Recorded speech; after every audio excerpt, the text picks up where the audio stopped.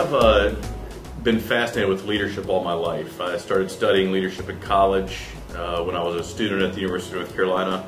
I took several classes in leadership, and I was fascinated by all the different theories of leadership out there. There was transactional theory, there was transformational theory, there was situational leadership theory, concepts that people are born with certain traits to become leaders, other ideas that leaders are made, not born.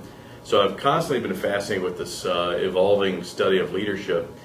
But one night I was in a hotel in Seattle, and I was watching the news late at night, and I saw an old family friend, Tom Cousins, who was a developer in Atlanta. Surprised to see him on TV. Had no idea he was going to be on TV. But he talked about this fascinating project in Atlanta that he'd been involved with. It was a story of Eastlake Meadows. And Eastlake was potentially the worst neighborhood in the state of Georgia, one of the worst in the country, mass-producing criminals. Most of the prison population in the city of Atlanta came from one or two neighborhoods, and Eastlake was one of the most significant neighborhoods in mass-producing these criminals.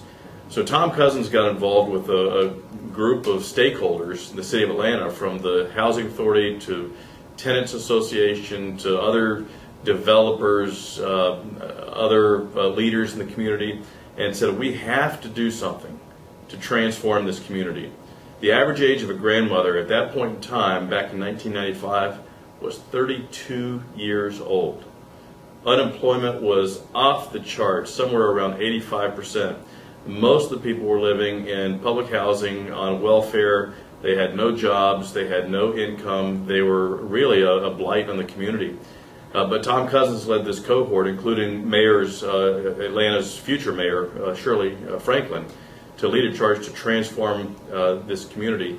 Over the course of about 10 years, Eastlake went from possibly the worst neighborhood in the state of Georgia to one of the most profitable and one of the most successful. And so for me, when I watched that short little segment on the news back in Seattle several years ago, I thought, I have to understand what made this project successful.